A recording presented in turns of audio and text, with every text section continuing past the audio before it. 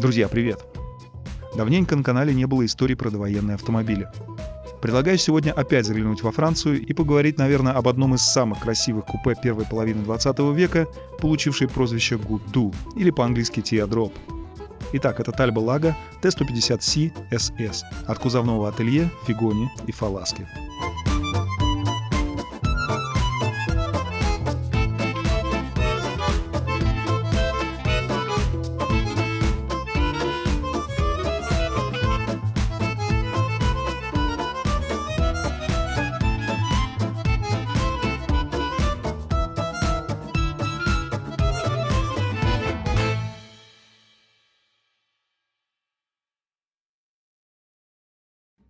История компании Talbot начинается еще в первых годах 20 века. Она довольно-таки увлекательна и весьма запутана. И вполне возможно, о ней мы поговорим как-нибудь в другой раз.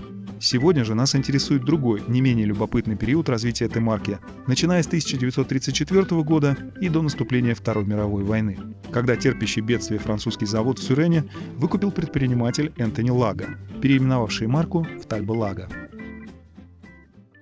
Антонио Франко Лаго родился в 1893 году в Венеции и получил образование инженера.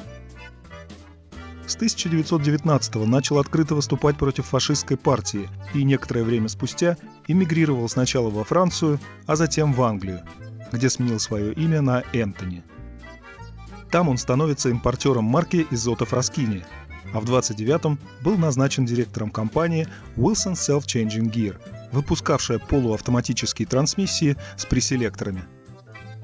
Будучи проницательным и харизматичным человеком, он вел весьма успешный бизнес и отлично зарекомендовал себя в британской автомобильной промышленности. В начале 30-х он возглавляет французский филиал корпорации Sunbeam Talbot Daracq STD Motors, расположенный в пригороде Парижа. Оценив положение дел и понимая, что в ближайшее время предприятие ожидает печальная участь, он находит возможность получить над ним контроль и спустя некоторое время становится его собственником, приступив к плану возрождения марки Talbot в соответствии со своим собственным видением.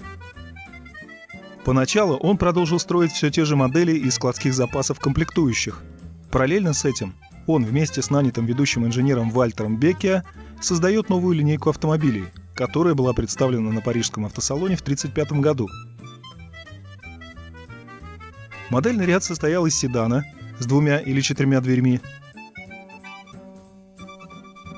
кабриолета с 2 или 4 посадочными местами и лимузина.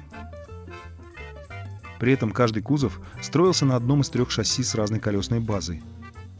Baby 2950 мм, Major 3200 мм и Master 3450 мм. На самом коротком шасси предлагались доступные модели T4 Minor с 4-цилиндровым двигателем объемом 2,3 литра и T105 с 2-литровым 6-цилиндровым силовым агрегатом. При этом для них не было возможности заказать более длинные шасси. Далее следовали старшие 6-цилиндровые модели T120 с двигателем объемом 3 литра мощностью 90 лошадиных сил и 4-литровый T150 мощностью 105 сил, которые были доступны со всеми 3 типами шасси. Чуть позже в модельный ряд добавили промежуточный T110 с 6-цилиндровым 75-сильным мотором объемом 2,7 литра. Абсолютно все варианты были доступны как с 4-ступенчатой механикой, так и с инновационной преселективной коробкой передач Wilson, запатентованной самим Лаго.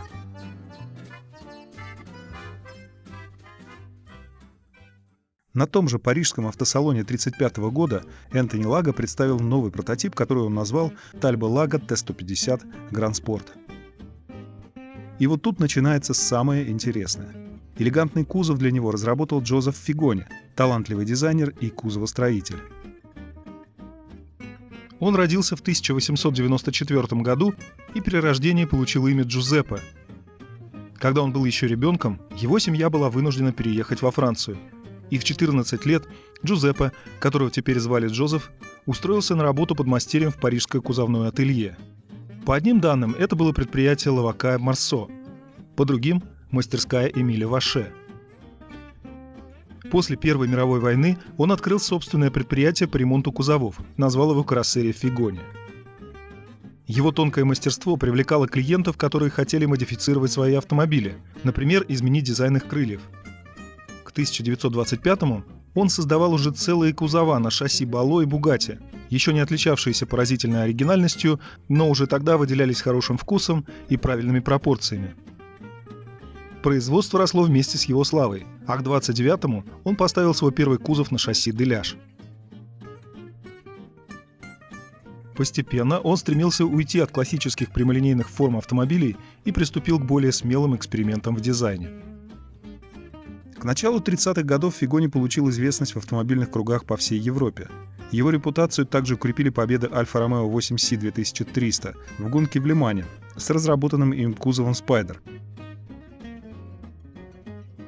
а также 48-часовой рекорд выносливости в Монтлери, установленный в 1934 году Делае 138 Speciale, также с кузовом от Фигони.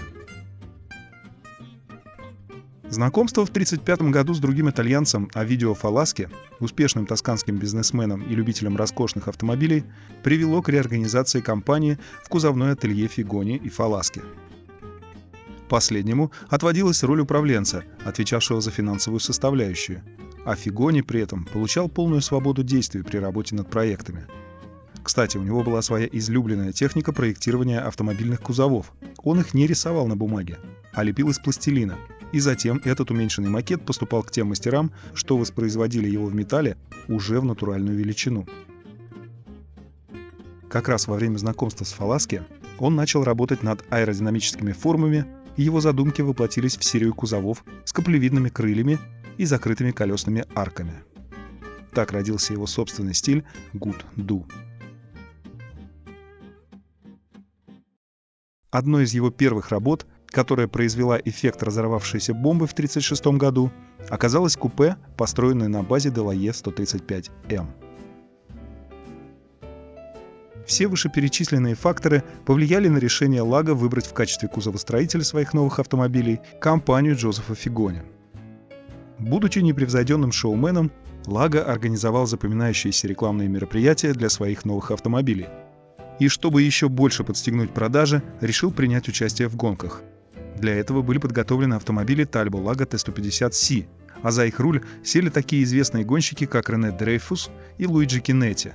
Тот самый, о ком мы вспоминали совсем недавно, когда рассказывали про Феррари Дайтона. На парижском салоне 1936 года Лаго представил свое лучшее спортивное шасси с укороченной до 2650 мм колесной базой. Оказавшись знаковым для компании, сегодня оно широко известно как T150C SS Supersports. И благодаря усилиям Джозефа Фигони вошло в историю как шедевр автомобильного искусства. В качестве силового агрегата использовалось очередное творение Вальтера Беккеа. Это был 4-литровый, 140-сильный двигатель, оснащенный 3 карбюраторами и легкосплавной головкой блока цилиндров. Т-150 предназначался для индивидуальной отделки и продавался в виде голого шасси. При цене 78 тысяч франков он конкурировал с такими моделями, как Альфа Ромео 8C 2900 и Bugatti Type 57S. Источники противоречат друг другу, но если обобщить информацию, то до наступления Второй мировой войны всего кузовным ателье Фигони и Фаласки было построено от 12 до 16 таких купе на шасси Т-150. Условно их можно разделить на два типа. Первые были названы купе Жанкар, в честь клиента, который первым заказал подобный стиль.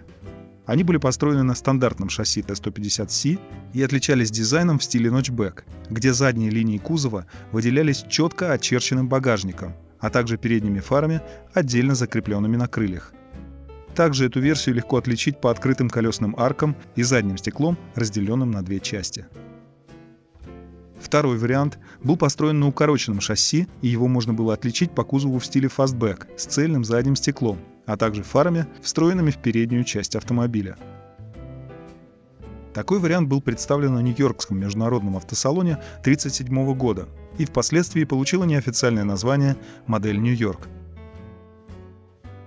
Конечно, кроме этих купе, строились и другие не менее красивые и яркие автомобили. Например, вот этот кабриолет Т-150C 1938 года. Главное, что дизайн Good-Do, или Teardrop от Figoni, стал настоящим откровением и представлял собой вершину европейского автомобильного стиля 30-х годов. В настоящее время его нередко приравнивают к произведениям искусства, стоящие в ряду великих икон автомобильного дизайна. В 1951-м он стал одним из 10 автомобильных шедевров, выставленных на постоянной экспозиции в Музее современного искусства в Нью-Йорке.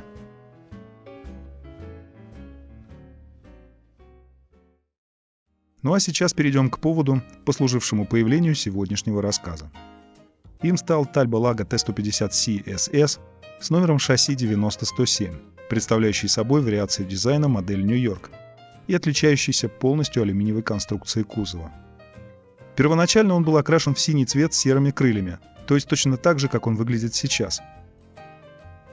Считается, что это один из 4 Teardrops, построенных на заказ для знаменитого гонщика и олимпийского бобслеиста Фредерика Макэвоя.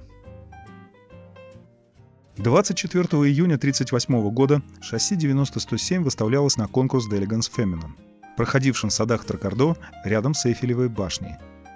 Для этого мероприятия изменили цвет автомобиля на кремовый с красными крыльями. Как свидетельствуют репортажи о событии, он получил один из главных призов и прямо на конкурсе был подарен принцессе Стелле де Капуртало, танцовщице кабаре английского происхождения, недавно вышедшей замуж за Парамджита Сингха, отпрыска индийской королевской семьи. Согласно нескольким источникам, Talbot Lago был куплен в качестве свадебного подарка для принцессы. Правда, уже в 1939-м он был экспортирован в США, где был продан 33-летнему Томасу Стюарту Ли из Лос-Анджелеса. Он был сыном знаменитого Дона Ли, эксклюзивного дилера Cadillac на западном побережье и владельца сети крупных радиостанций. Унаследовав в 1934 году $9 миллионов, Томас Ли расширил радио- и телевещательный бизнес своей семьи, сеть автосалонов и выгодно инвестировал в недвижимость, что сделало его одним из самых богатых и влиятельных людей в Южной Калифорнии. Он считался большим энтузиастом современной техники, имея парк автомобилей, сделанных на заказ, и даже частных самолетов, включая Grumman Mallard и Lockheed P-38 Lightning. Согласно журналу «Автомобиль Quarterly», издававшемуся с 1962 по 2012 годы, многие из покупок Ли были сделаны через Луиджи Кинетти. Он знал, какие автомобили нравятся Томми, поэтому стал, по сути, его неофициальным агентом по закупкам. Томми видел объявления об интересных автомобилях в Мотор или Автокар и просил Кинетти купить их для него. В период расцвета в его конюшне были BMW 328 Roadster, Ferrari 166 MM Barchetta, Mercedes-Benz 540K кабриолет A и несколько Alfa Romeo 8C, включая и те, что победили в Ле-Мане. Помимо шасси 90-107, Ли владел еще 2 такими же автомобилями с номерами шасси 90-108 и 90-114. Примечательно, что именно эти 3 автомобиля демонстрировались в том самом конкурсе d'Elegance Feminine в Париже в 1938 году. Томас Ли перекрасил героя нашего рассказа в темно-красный цвет и иногда выезжал в пустыню Мохаве, где рассекал на нем, превышая скорость в 117 миль в час. Жизнь на грани риска привела его в итоге к печальным последствиям. В 40-х годах Томас Ли получил тяжелую травму в автомобильной аварии, после которой у него начались хронические боли. Зависимый от болеутоляющих средств, он становился все более эксцентричным и замкнутым. В августе 1948 года Ли был вынужден в судебном порядке отказаться от своей огромной бизнес-империи, так как был признан психически недееспособным и помещен в санаторий Пасадена. 13 января 1950 года он вылетел из Палм-Спрингс, Калифорния, в Лос-Анджелес на прием к стоматологу. По прибытии в здание Пелесье на бульваре Уилшир он поднялся на лифте на 12-й этаж, выкурил последнюю сигарету и спрыгнул вниз.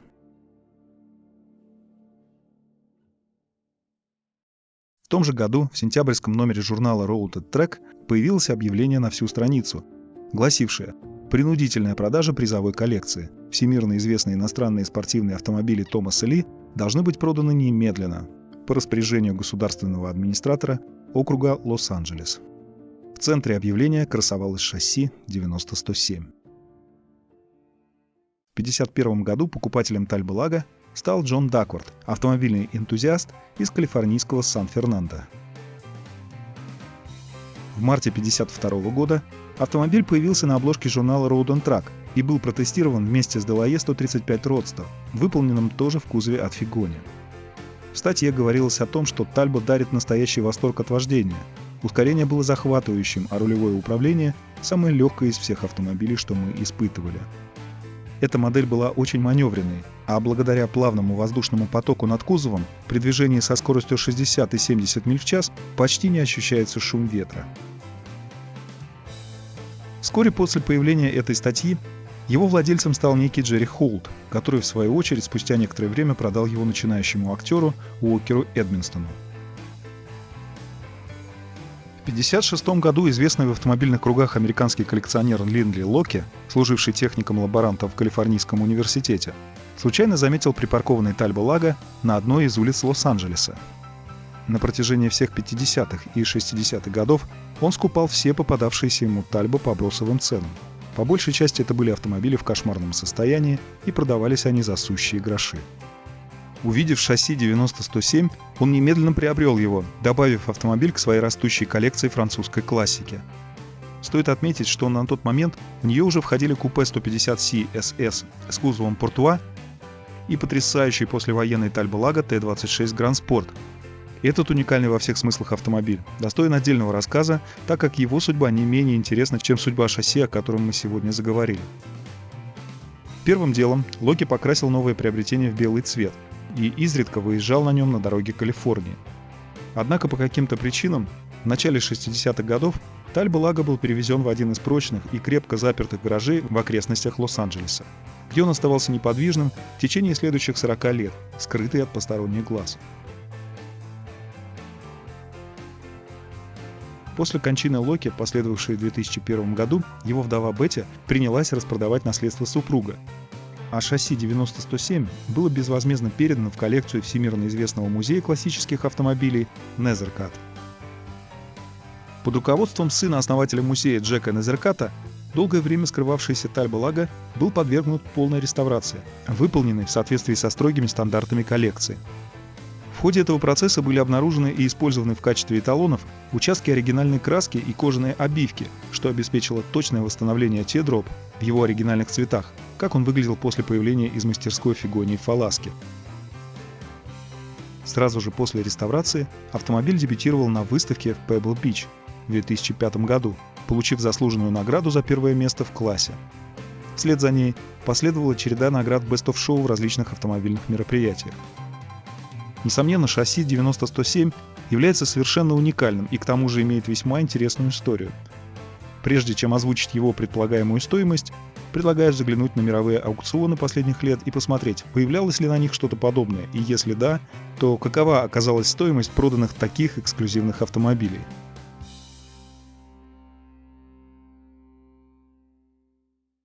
Итак, в мае 2011 в итальянском Чернобио за 3 миллиона 136 тысяч евро, а это примерно чуть больше 3,5 миллионов долларов, было продано шасси 90-112.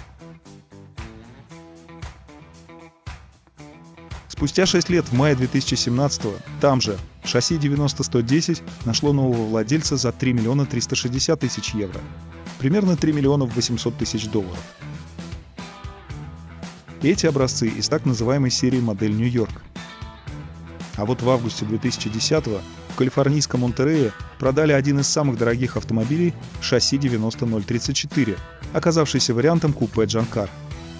Его цена достигла отметки в 4 миллиона 620 тысяч евро, примерно 5 миллионов 250 тысяч долларов. Все эти купе были проданы аукционным домом Sotheby's. Ну вот мы подходим с вами к самому интересному. В начале марта 2022 года на Амелия-Айленд во Флориде состоится аукцион Гудинг, где попытаются найти нового владельца купе с номером шасси 90-107, о котором был наш сегодняшний рассказ.